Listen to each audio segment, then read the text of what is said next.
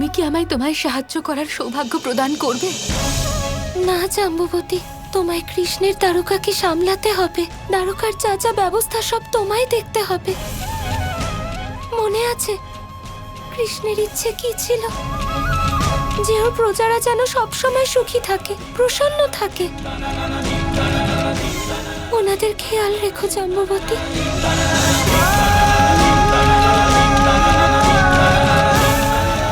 চলো নিশাদ। হ্যাঁ,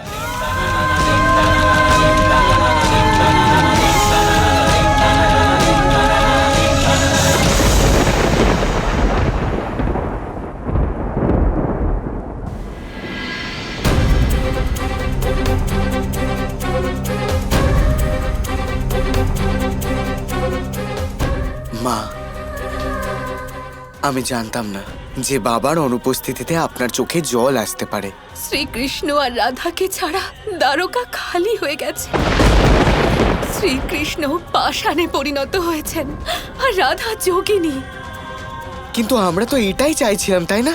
আমরা তো এই দিনের জন্যই অপেক্ষা করছিলাম। এখন তো বাবাও দ্বারকাতে নেই আর সাথে সাথে রাধাও দ্বারকাতে নেই। না পুত্র, এসব তুমি কি বলছো? যা হলো তা উচিত হয়নি।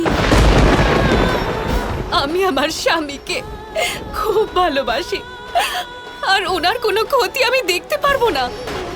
আমি কখনো এই নেতিবাচক আকাঙ্ক্ষা পোষণ করিনি। মায়ের হঠাৎ হলো কি? আমায় এটা অবশ্যই জানতে হবে যে মায়ের হৃদয়ের পরিবর্তন হওয়ার কারণ কি। হ্যাঁ মা, আপনি উচিত কথা বলছেন। যা কিছু ঘটেছে তার প্রতি আমার সংবেদনশীল থাকা উচিত। শ্রীকৃষ্ণ তো আমাদের ছেড়ে চলে গেছেন, কিন্তু কিন্তু রাধাকে আমাদের শ্রীকৃষ্ণের বিচ্ছেদ যন্ত্রণা থেকে বের করে আনতে হবে। বলো, তুমি আমার ইচ্ছে পূরণ করবে তো?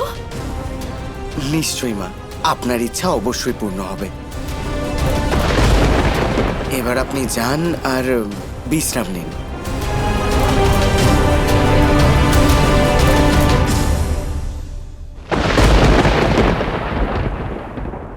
আর্য শম্ভু, এটা আপনি কি করছেন?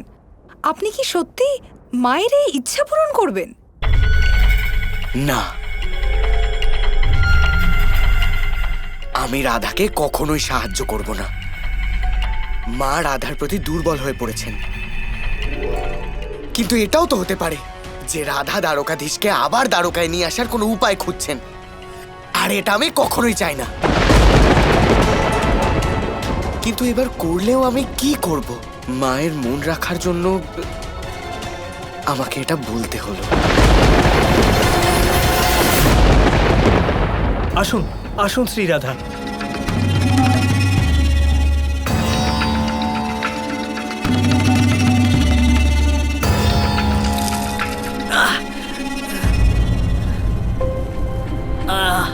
তুমি ঠিক আছো?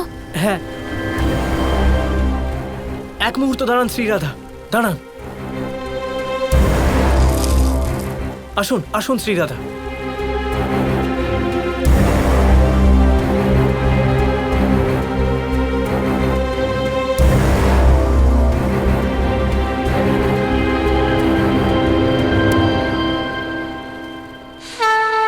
শ্রীরাধা, এটাই হলো সেই প্রাচীন শিব মন্দির।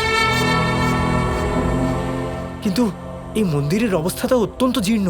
এখানে সময় অতিবাহিত করা খুব কঠিন হয়ে যাবে, কিন্তু আমাদের ফিরে যাওয়া উচিত। চলুন। না নিশাদ, আমি ফেরার জন্য না, সামনে এগোনোর জন্য এখানে এসেছি। আর আমি কৃষ্ণকে না নিয়ে এখান থেকে ফিরবো না।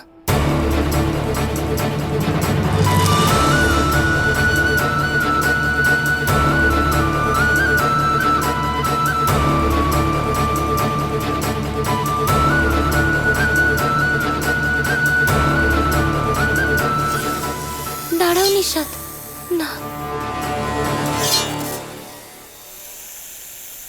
শ্রীরাধা, এখানে কিন্তু প্রচুর বিপদ। বিষাক্ত সাপ আর অন্যান্য জীবজন্তু, এসবের মাঝে আপনি এখানে কি করে থাকবেন? নিশাদ, এরা সবাই তো মহাদেবের শরণে আছেন। এখানে থাকা কোনো শরণাগতর কোনো ভয় নেই, কোনো বিপদ আসবে না, কারণ এটা সাক্ষাৎ মহাদেবের স্থান, তাহলে ভয় কিসের?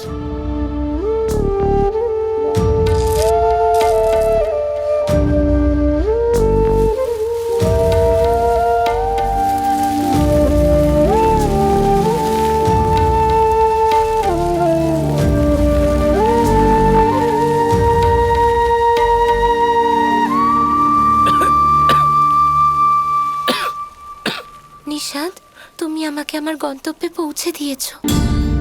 এবার তুমি প্রস্থান করো। না শ্রীরাধা, আমি এভাবে আপনাকে ছেড়ে যেতে পারবো না। আমি তো এখানে আপনার রক্ষার্থে এসেছি। আমি এখানে থেকেই আপনাকে সাহায্য করব, চিন্তা নেই। নিশাদ, আমি জানি তুমি চিন্তা করছো, কিন্তু চিন্তার কিছু নেই। এটা মহাদেবের মন্দির, আর আমি তো তোমার মায়ের মতো, তাই না? তোমাকে আমার আদেশ পালন তো করতেই হবে।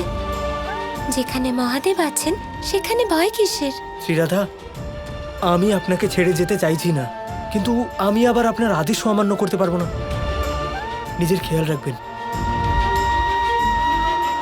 প্রণাম।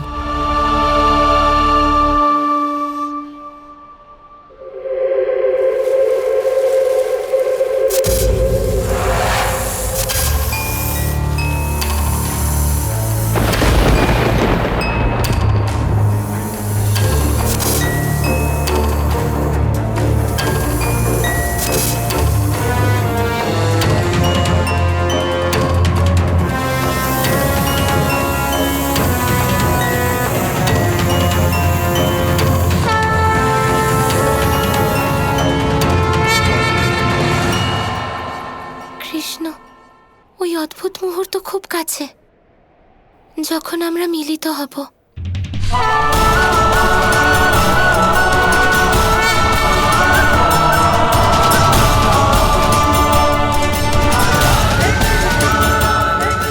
দৈহিকভাবে না হলেও আত্মিকভাবে আমরা এই মুহূর্তে একসাথে আছি আর চিরকাল একসাথেই থাকব। কিন্তু আমার সঙ্গ লাভের জন্য তুমি নিজেকে কত দুঃখ দিচ্ছ রাধা, কি দশা করে ফেলেছো তুমি নিজের।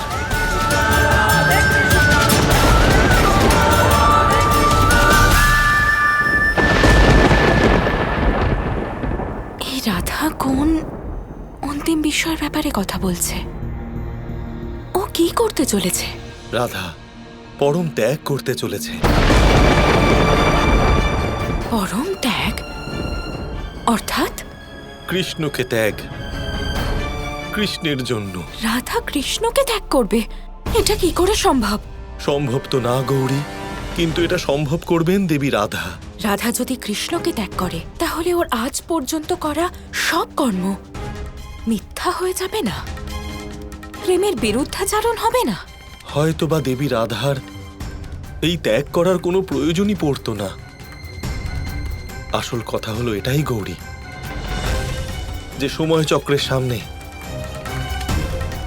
আমরা সবাই বিবশ, কেউ কিচ্ছু করতে পারবো না। না মহাদেব, আপনার আরাধ্য এটা করতে পারেন, আটকাতে পারেন। উনি এখানে শুধুমাত্র একজন দ্রষ্টা গৌরী, শুধু একজন দর্শক হিসেবে পুরো ঘটনাক্রম দেখবেন, কিন্তু তাতে হস্তক্ষেপ করবেন না। কারণ উনি জানেন যে এই ক্ষেত্রে কোনো কিছু করা একদম উচিত হবে না। তাহলে কি শ্রীকৃষ্ণ নীরব দর্শক হয়ে রাধাকে নিজেকে ত্যাগ করতে দেখবেন? গৌরী, অনেক সময় প্রেমীদের জীবনে এই ধরনের চরম মুহূর্ত আসে, কিন্তু তুমি জানো এই ধরনের মুহূর্তের পরে ঠিক কি ঘটবে? তা না কোনো দেবতা জানে, না কোনো পরম শক্তি বলতে পারে।